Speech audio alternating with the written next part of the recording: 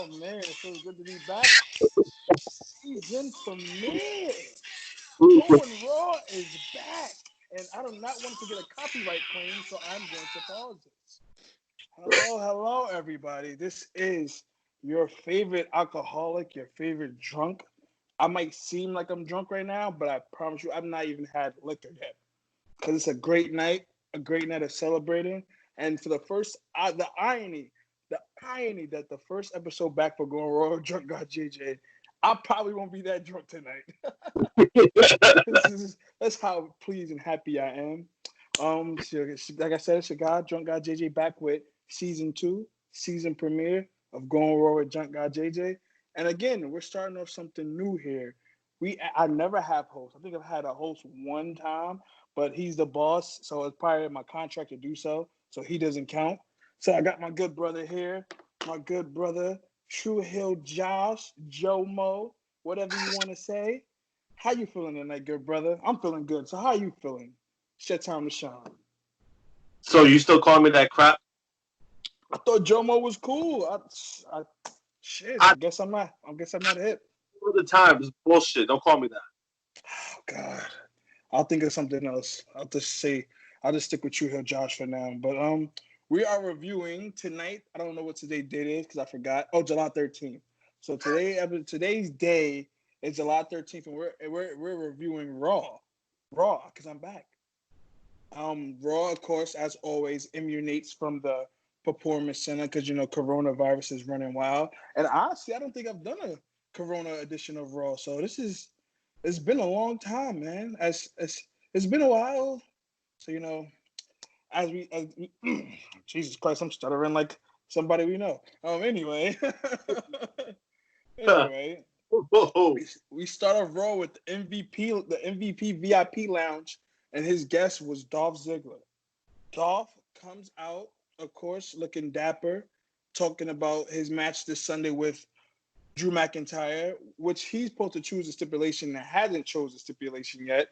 The same shit he's been saying every week about how Drew's ungrateful. He made his career. He's the reason he won the WWE title from Brock and all this blah, blah, blah bullshit.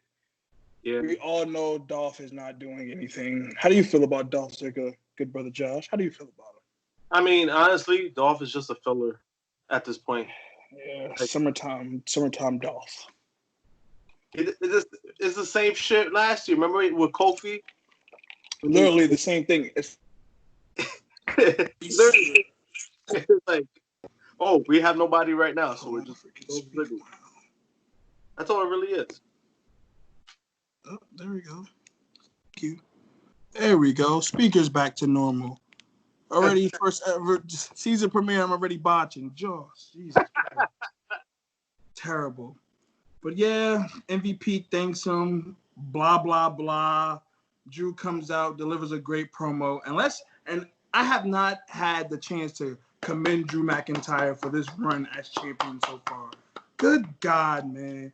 Literally since he's won the belt, he's turned chicken shit into chicken salad, delivering great promos, putting on great matches.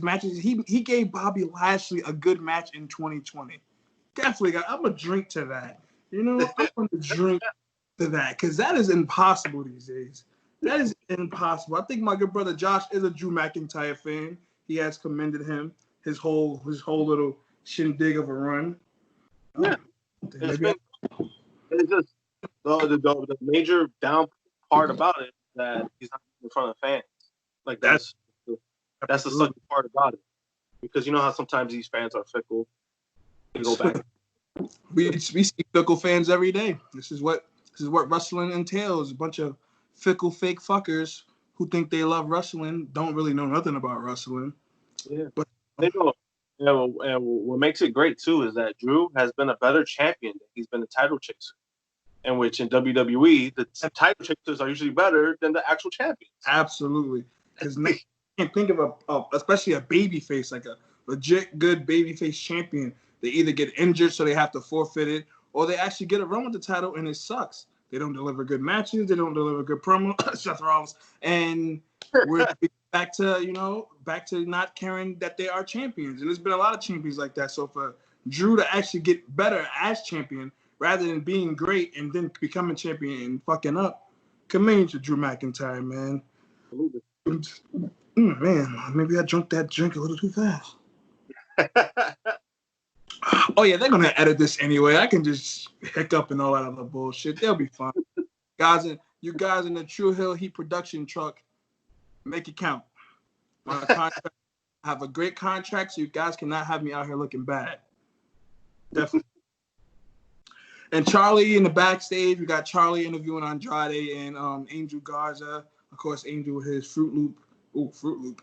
His Rose. Oh, man, rails we're going off of already. What do you think of this team of Angel and Andrade with fine ass Boricua from the Queens? You know. Anyway, I'm gonna talk about Queens. To be honest, is like it's weird because it's like where they're trying to go. Like they're trying to, like first they have like this riff going on, and then all of a sudden they don't have a riff. And then they go back to having one. It's fucking weird. Like I have no idea where they're trying to go with this. They're literally probably not trying to go nowhere. They're probably booking this bullshit on the fly.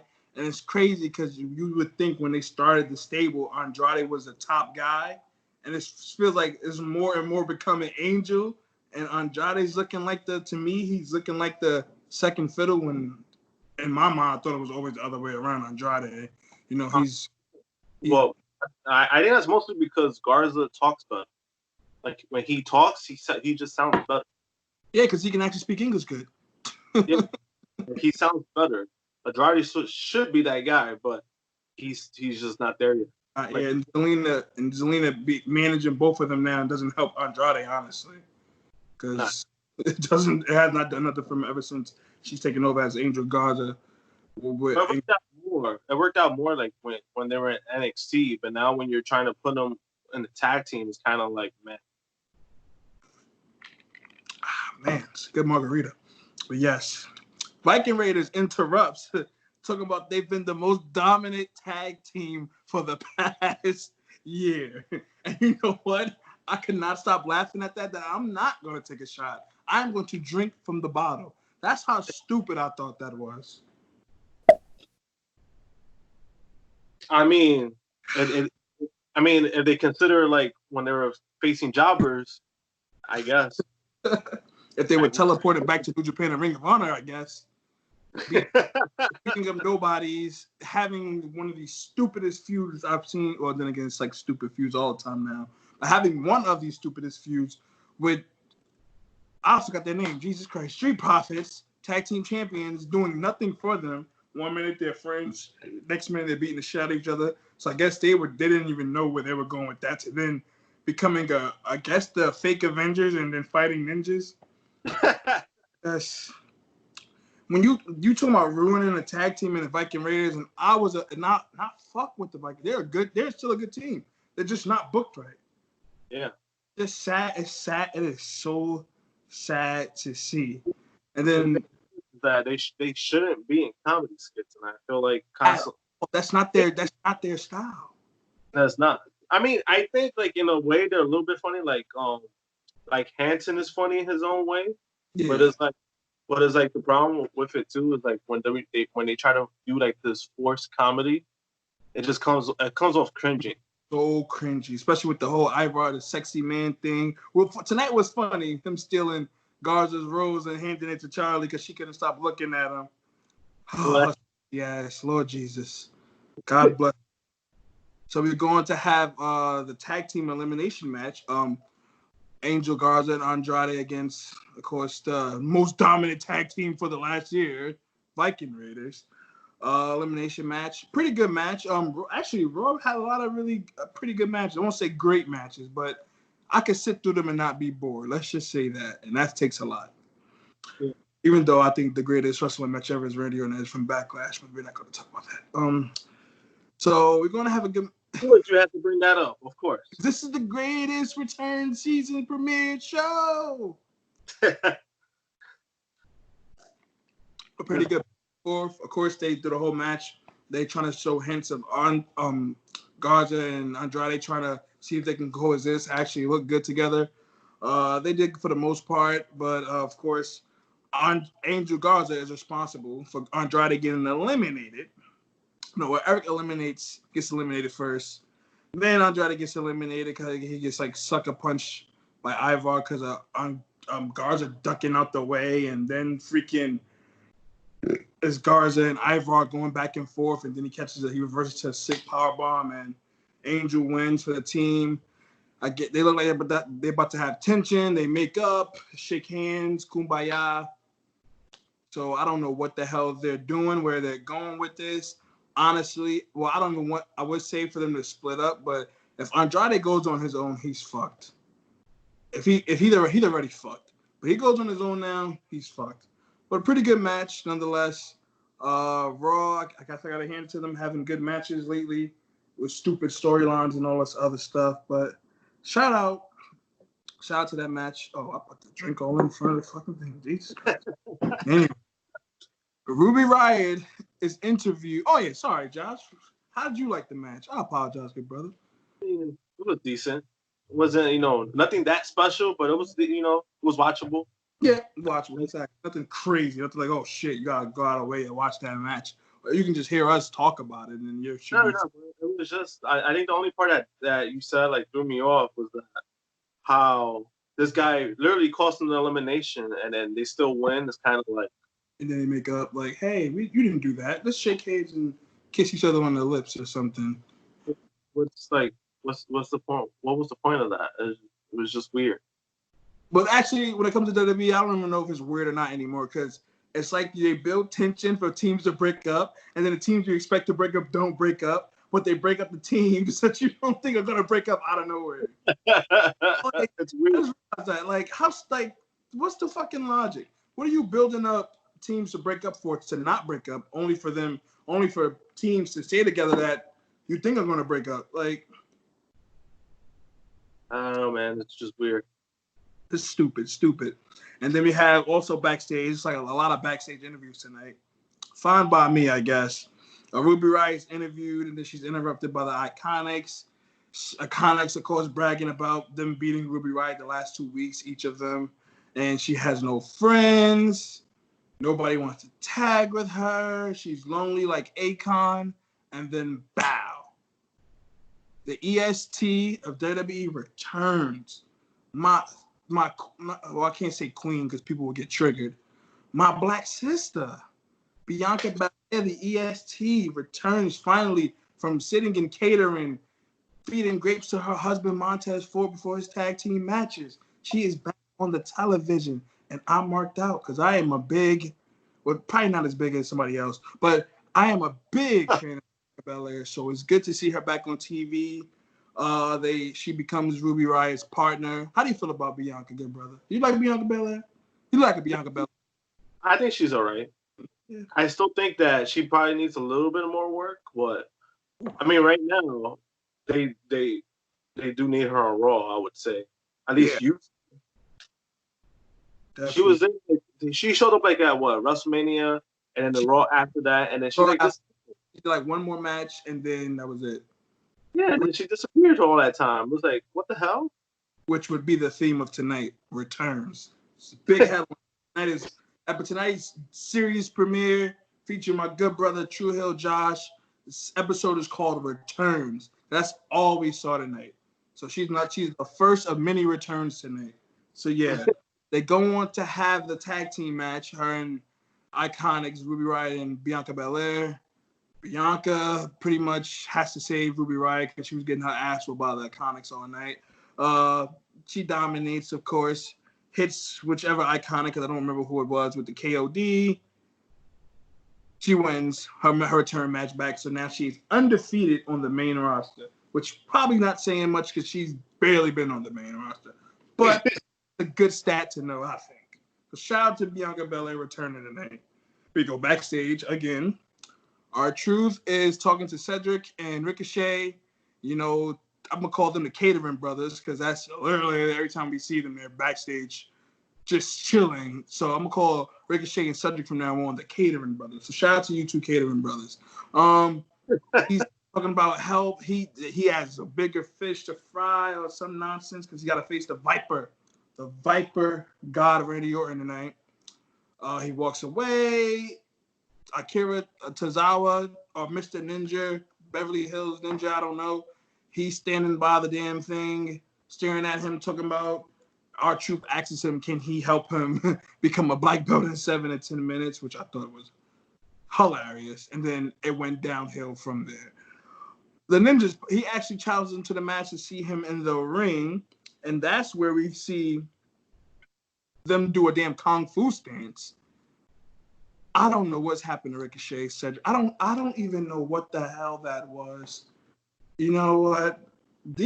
I'm not drinking out of a cup with this nonsense that I see. And Raw wasn't that bad. So the bullshit that they showed on TV, you gotta take a swig. Yeah. Hey, I'm not. I think it's getting to a point that they probably just feel bad how they treated Ricochet. So they're like, hey, we'll just give you some worse. What the fuck? Let's have him act like he's a ninja and get his ass whooped in like a minute by Bobby Lashley. Actually, we're gonna get into that. We're not gonna talk about that now. But God, what has happened today? Well, Tozawa's already in the ring because you know now that Raw is taped, we don't get full entrances right now. So Tozawa, the ninja, is already in the ring. R-Truth comes out. He's about to cut a promo about the match, and then bow. We got another return. The Queen of Spades has made her way out of catering. They should have did her NXT entrance and had her walk from the catering to the stage. That would have been dope. She beats the hell out the ninjas. R-Truth, being the smart black man that he is, gets the fuck out of there. And she cuts a promo. We'll put in the women's division on notice. Like, she's back. She once was hers. And rightfully so, because there's no reason why Shayna Baszler, right now, July 13th, or whatever day you guys are watching this, is not our women's champion. Saying it now. She should have won the belt. You don't bring her to the main roster and have her pretty much dominate, bite necks and shit like a vampire, eliminate the whole roster, and you guys do nothing with her. Only for her to literally just be off TV. Yeah, it was a great promo. Yeah, that definitely. And Shayna, that was a very strong form by Shayna. So hopefully they do something with this. Hopefully this builds to her becoming the champion finally, or at least having a good feud leading up to whoever is women's champion after Extreme Rules, the horror show. Because you know who I want to win, but she's probably not winning. But that's another story too. Yeah. We get the recap of fucking nice. We get the recap of Rey Mysterio and Buddy Murphy from last week. Seth, I guess this whole tick in the eye shit is just this eye shit. I'm just so over this eye for an eye shit, honestly. And I'm still trying to figure out how in the blue hell are they gonna make this work? Like, how are they gonna make a man's eye come out? I have no idea. Seth says he's making his way to the ring. He keeps screaming, eye for an eye, eye for an eye, eye for an eye, eye for an eye. He's going to sacrifice Rey for the greater good, as he always says in his promos. And then my good brother Kevin Owens interrupts him, and he says he has a gift for Seth Rollins that he will be needing after Extreme Rules. He said his good friend, if you guys watch True Heel Rewind, JPL, Jean-Pierre Lafitte, the good old eye patch pirate stealing Bret Hart jacket motherfucker that's on our show, he gives him an eye patch, makes jokes about it, and then he says Seth is going to need it. Seth and them about to go at it. This turned into a whole clusterfuck. Aleister Black and Buddy Murphy are fighting to the ring. What the hell is going on? How do you feel about this Seth Rollins and Rey Mysterio bullshit that's been going on? That's too much. I just wanted to end already because the whole I think the whole shit, like, first it started off like pretty serious, and then now it's just like really goofy and just dumb. I'm seriously waiting for it to end. Clearly about to see somebody lose their fucking eye next week. Somebody's gonna be out there looking like Nick Fury. I don't know who. And then the promos are not even good. Like, Rey Mysterio's promos are not even good. It's just It's literally the same thing every week. Oh, I'm here to. You're not gonna take my eye. My eye's not going anywhere. I'm fighting for my family. Blah blah blah. Who gives a fuck? You know what? I'm gonna take a shot for that dumb shit too. Cause I'm really trying to figure out who booked this shit. There we go. Who booked an eye for an eye match, knowing good and goddamn well you guys are not gonna show us somebody getting their eye fucking taken out on TV. Honestly, it just seems like it seems like this is their way of trying to write out Mysterio. If the rumors are true that he's not. Yeah, but I am more sure than sure. Me and you combined could probably give WWE 100 reasons of what they can do to get Mysterio off TV. And trying to take a motherfucker's eye is not one of those 100, man. Oh boy. I don't know, man. It's just what's crazy about this whole shit too is that even after it happens, people are gonna be okay with this dumb shit. Like that's what makes it even worse. It's like it's like thinking about it, like even like it's like this shit sounds dumb. You got my eye out. What the fuck? Like Alistair and Buddy Murphy have a match because they're just fighting to the ring, so clearly something's gonna happen. I'm not gonna lie to you guys. I was getting high and I did not pay attention to this match. I had the bell ring. Comes to find out, Alistair won by disqualification. Okay, we've seen him face so many times. It's kind of funny it's kind of funny. Speaking of True Hill Rewind, it's funny that I return to doing these videos and legit, like at least 3 matches they did months ago. The last time I filmed this, we seen Aleister Black and Buddy Murphy so many times. To then to another match we seen literally so many times with Kevin Owens and Seth Rollins. Oh yes. Oh sorry. Rey Mysterio and Dominic come out. Seth gets scared, runs back in the ring. Then again, literally the same thing they've been doing every week. I'm sorry, as a grown man like Seth Rollins, I am not going to be intimidated seeing Rey Mysterio and his fucking child come out to the ring. I'm sorry. Yeah, it's kind of awkward, to be honest. Fucking weird. I'm not putting Rey Mysterio and Dominic putting fear into. Oh God, this man Brock Lesnar fights. He's about Rey Mysterio and Dominic. Give me a fucking break. How much? You know what, Seth, man? CrossFit Jesus is my homeboy, but you acting like a little bitch, Seth. Stop acting like a little bitch. Isn't Dominic like 18? I thought he was 12. Oh, she's not okay. I know he might be in his 20s now because if his youngest daughter now is like 18, don't ask how I know. Chris Hansen don't come looking for me either. But yeah, his youngest daughter's like 18, 19, so I would think he's probably in his 20s because he was when his father was alive, Eddie Guerrero, he was like 8, I think. So I think he's definitely in his 20s. Don't look like it, but Dominic is in his 20s. So shout out to Dominic, whatever. Actually, Seth and Owens going to have another good match. You know, even though I'm tired of seeing them wrestle, they don't have bad matches really. So they don't be great, but they don't be horrible. Like, oh God, stop fucking. They need to stop fucking feuding. Who am I kidding? But the match was pretty good. They really got their shit in. Seth didn't look that much of a bitch, even though he was still like scared, looking around, seeing if Alistair and Dominic don't hurt him. Honestly, what was the crowd? Yeah, appearing to the crowd. It's funny because the crowd kept saying, "Seth, you suck." I'm like, okay, cool. These pitched in fake fans or enhancement talent that we'll probably see on Main Event and Velocity Sunday night. Yeah. But yeah, the ending kind of threw me off because why would you have Seth lose leading into like, and then you could have ended the match how they happened. Like Seth did the whole eye thing, distracted Owens. He could have pinned him, cheated that way, but no. Owens gets back up and stuns him. Then he gets distracted. He did whatever the fuck he did, a roll up, whatever. He wins the match. Owens doesn't even have a match on Sunday. Why does you guys have been building this eye for an eye bullshit for so long?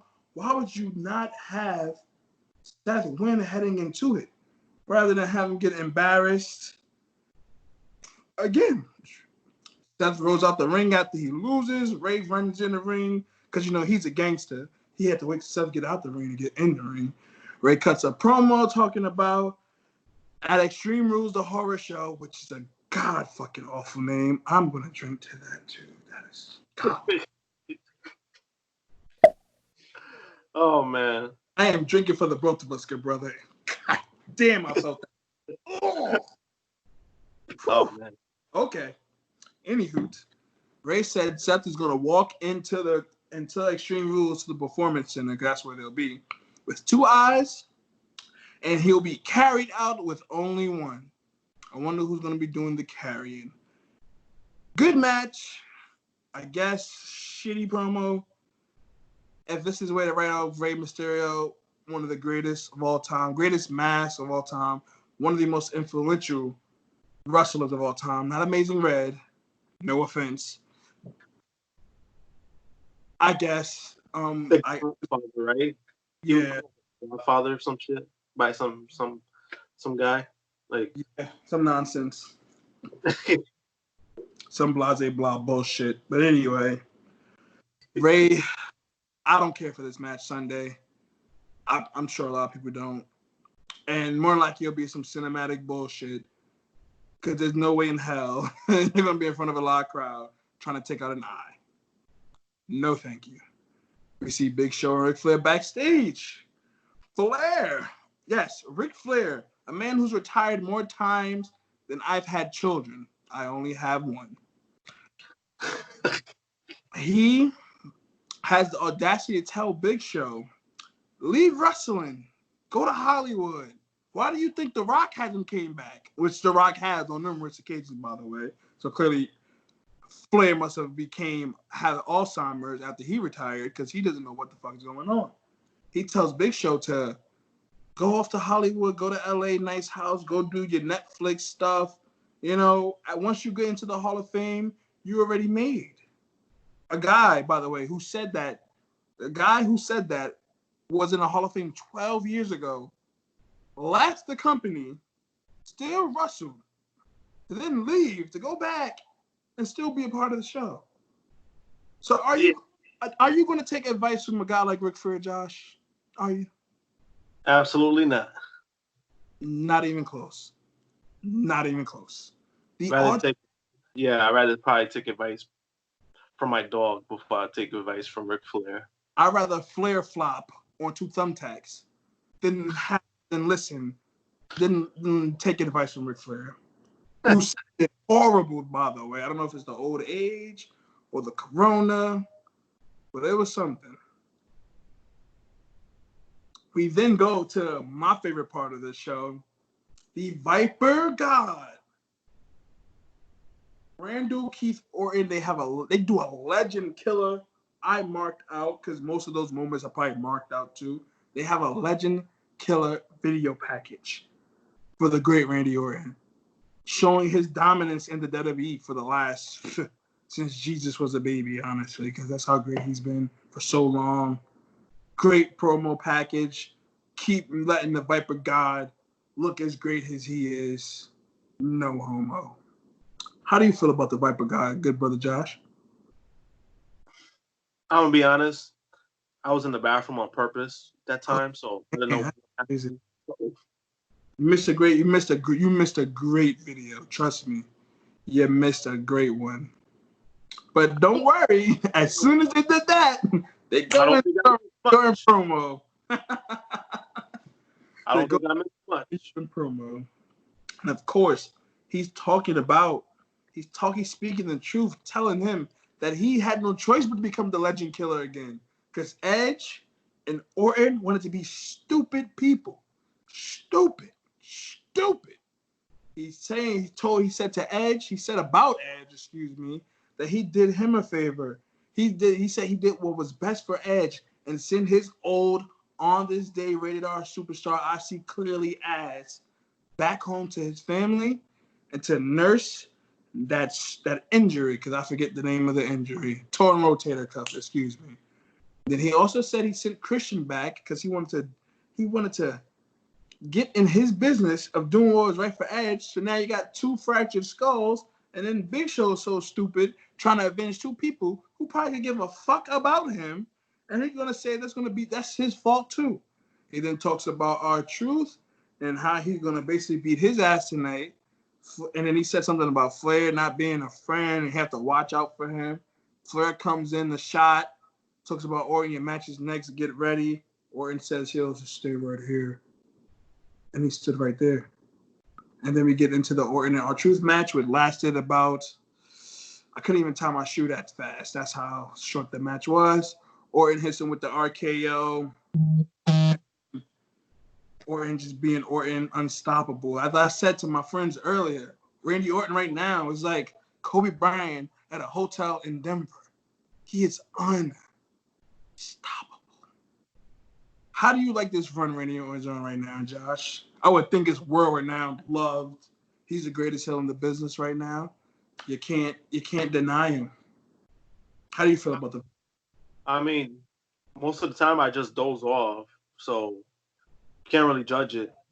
You dream about all the great matches he's had, right? I know you have to. No, it's just I get bored. I get really bored. You get bored, like, because you hear the voices in your head, or do they No, talk to you? No, they don't talk to you. I mean, just hearing him talk it gets boring. Like I doze off. I try to stay up, but then it's just, I don't know. He goes out of damn. He's like my NyQuil. I'm telling you. Wow. Huh? Wow. Are you talking about R-Truth or Randy Orton here? It's like R-Truth. He shows up on my screen, and I'm just like, I don't know. Like, I don't know. Like my heart like that with that shirt on. That's crazy. I don't know, man. Like I just fall asleep. Well, you do work hard, good brother. So I can believe you're just tired from working and then come home watching wrestling. It is a very hard task, trust me. Us hardworking men out here coming home to watch the show, the sport that we love. It's okay to fall asleep sometimes. Don't take that much NyQuil. Hey, if you need to pop a perk, snort some cocaine. Yeah, I don't need to do that. I just put on Well, I guess I don't have to do that either. My phone just pops off the floor on its own. Yes, there we go. Man, I'm about to praise Orton more than my phone falls. I guess it's time for me to shut up about Orton then. But we're not done about Orton because then Orton grabs the mic. Pause. And he talks about he challenges Big Show next week to an unsanctioned match. Mind you, they have a pay-per-view on Sunday called Extreme Rules. But Randy Orton is challenging Big Show to an unsanctioned match the night after Extreme Rules. Yeah. That's just weird as fuck. So, yeah. Best for it to be on Raw? Yeah, he said next week on Raw he challenged him. Mind you, the Big Show says, yes, I accept. And for some reason, I marked out for this line with Randy Orton, and I quote, I wasn't going to kick him. I wasn't going to kick Truth. That kick is for you. I wasn't going to kick him. I wasn't going to. Oh, I was like, oh, God, just the magic that Randy Orton, the Viper God, brings to television every Monday is beautiful. Shout out to the Viper God. Shout out to him. Wasn't that damn special, so I don't know what the hell you talking about. It was what? Negro, what? The Viper God was spitting that fire. This motherfucker spitting. Right, that was like fart smoke or some shit. That's what it was. That venom. That's what it was. That's what it was. That's what it was. Then we have MVP and Lashley backstage with the Catering brothers again, Cedric and Ricochet. It's crazy how they get all this time on TV to do absolutely nothing. Oh, but they go on to do something. MVP and Lashley pretty much talk shit to them again because I guess they don't want to be down with the brothers. Bunch of coons. But anyway, Drew's being interviewed backstage, and guy that he attacked early in the night, Dolph Ziggler, runs up on him because he wants to smoke. He beats him up into camera, We still don't know what the fuck match Dolph and Drew are having by Sunday because clearly WWE probably doesn't know either, so they're going to drag this out. And I swear to fucking God, if we have another cage match between Drew and Dolph or some stupid stipulation, I'm going to drink some more. But for now, I'm going to drink to this because we still don't have a stipulation heading into. So imagine being, well, we're not paying for it. I'm sure, I know my good brother Josh ain't paying for this shit. If you're a paid customer and you don't know stipulations heading into a pay-per-view that you have to spend your hard-earned money on, I always think that's stupid. You guys want us to spend our money, but we don't know what we're spending it on. So, yeah. I'm going to fill this, good brother. We move on to Lashley versus Ricochet. That lasted all about, I think I was able to tie my shoe with this match. I don't know. But Ricochet, of course, Cater and brother gets a match. He's a jobber now. Sorry to say it. Lashley chokes his ass out in like probably 2 seconds. It's the same fucking match. It was the same shit. They had like, what, 2-3 weeks ago? Last 2 weeks, they've had the same match. He gets his ass up. He tries to come back a little bit, and then he chokes him out. I really feel bad for Ricochet, man. Because Seth comes in to try to aid Ricochet, and he gets a full Nelson too, the same exact. Oh my God! Ever since he started hanging out with Cedric Alexander, man, he's become a scrub, a dub. Cedric then tries to save Ricochet from getting his ass whooped by Lashley MVP, and he gets his ass whooped by Lashley MVP. So basically, Cedric, you did nothing to help him. So not only have you ruined this guy's career, you now are a shitty friend and a tag team partner. Now I wonder how Big Swole feels about that. She's doing better than her own husband right now. Let's be honest. She is. I am more invested in her feud with Britt Baker. We're talking about that's how bad Ricochet, etc. We're talking about AEW right now. On a Monday Night Raw review. That's all you need to know about Cedric Alexander and Ricochet right now. We then get the Extreme Rules card rundown. Oh, sorry. The horror show at Extreme Rules card rundown. Decent show. Of course, I only care for really one match, Sasha and Asuka, for obvious reasons, because Sasha is the air that I breathe. She is amazing. The boss, the standard, the blueprint, whatever you want to call her. She's probably not winning on Sunday, spoiler alert. But I'm going to root and pretend I'm going to feel like she's going to win that belt from Asuka. That's the only match I talk about that card. So guess what? That's all you need to know. Who gives a fuck about a Braun Strowman's Bray Wyatt swamp match? Not I. Not Josh. Probably not a lot of people. It's not even a title match. It's not a title match. They're really going to drag this Bray Wyatt shit out. Then again, let's be serious. Like, who wants to see the Universal title defended in a swamp? That's so disrespectful. You say you want to see that? I mean, I know. I'm saying, like, I get why they're doing it because they're probably gonna drag it out until SummerSlam when he faces the Fiend, and then probably the Fiend's gonna win the belt back. But please let it happen. Get this shit off of boring Strowman. He's not Braun. He's boring Strowman. Charlie Eden interviews somebody else with her fine ass. She interviews the Big Show, and he comes out to the thing making a weird face, screaming, saying yes, he accepts the match. Like we did not hear your big doofy ass say that earlier in the show. We get it. We get it. You're gonna get RKO'd and punted next week, and then you're gonna go film the Big Show season 2. We got it. Get the fuck off my screen.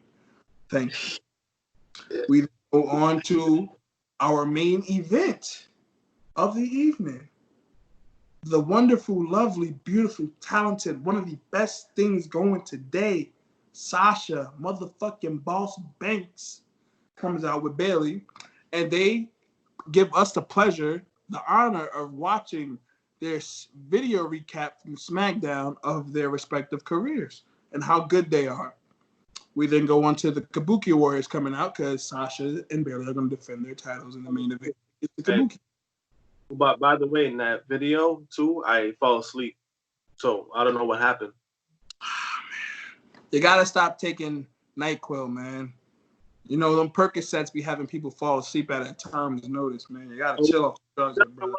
Said to it, but you know, I don't want to fall asleep fast. I just gotta rely on Randy and Sasha this time. I know they're so dreamy. Oh, actually, that's kind of homo. I know Sasha is so dreamy, not Randy, guys.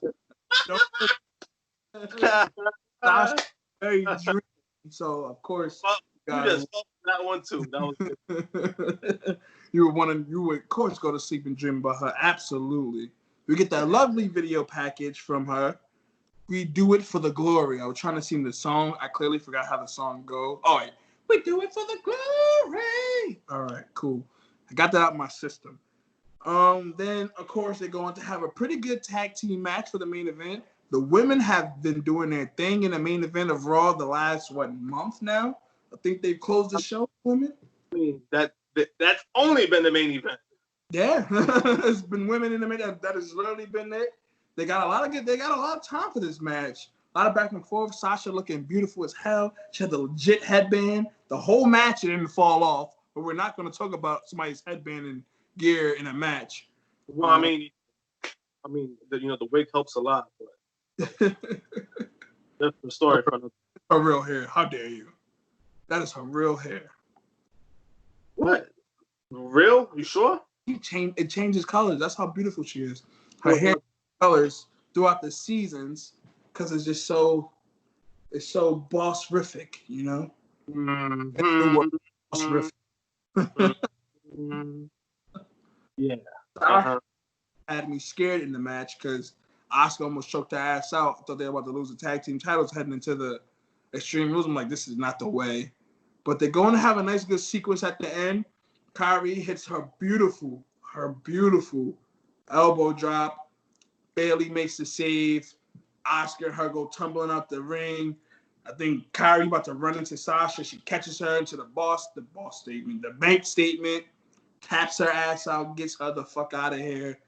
Sasha and Bayley retain the women's tag team championships. Sasha's looking great heading into Extreme Rules this Sunday, where she will become the Raw Women's Champion. You just said she wasn't gonna win. I said I'm gonna have hope. So you flip flopping? That was a spoiler. That spoiler wasn't from me. That's from Reddit. That's not Reddit. Yeah, all right. Reddit, sure. Yeah, Ringside News or something. I don't know. Not me. But yes, that was the ending of Raw. How did you enjoy Raw, good brother? What was your match of the night for Raw? I know it's going to be hard to choose. Probably Seth and Owens. Yeah, I'll go with Seth and Owens. That was my match of the night. It wasn't that Raw, to be honest. Yeah, it actually was pretty good. Not better than the Mania match so far. Pretty good match all around. If I'd rate Raw tonight, I'd probably give it I enjoyed Raw tonight. Actually, wasn't a bad show at all by any means. I'll give Raw tonight. I can't believe I'm saying this. I'm supposed to be doing the opposite on this show, is shitting on Raw. But I'm going to give credit where credit is due, and I'm giving Raw an 8 out of 10 tonight. How about you, good brother Josh? True Hill Josh. I'm calling you good brother. You are a true 7 or 8. 7 8. Exactly. Okay. It's pretty good. Well, as you guys know, this is the season premiere. So now I will be back because I am contractually obligated by the higher ups of True Hill to do this every week again. So I don't get fined. I have a kid. I don't want to get put on child support. I have a job. I have a rent to pay. So I'm going to contractually give you guys this good product every week. We might have guests every week. We might not. I might be drunk every week. I might not. I might do karaoke. I might blow. I don't know. We're gonna have fun every week doing this. I think I've made history with my good brother over here, True Hill Josh. I think this might be my longest episode, and I'm feeling good. So, as always, Drunk Guy JJ, You can follow me on Instagram, hacksaw_JAY, if you can't spell, _DUGGAN, if you can't spell that. I would say my Facebook, but you motherfuckers are weird, so I'm not saying my Facebook. Twitter, DATKIDSTYL3S, that kid J Styles. And where can we find you at, my good brother Josh? You can find me on IG and Twitter at JMPunk321. And he's not giving you his Facebook either because you people are weird. So yes, this is True Hill Josh signing off.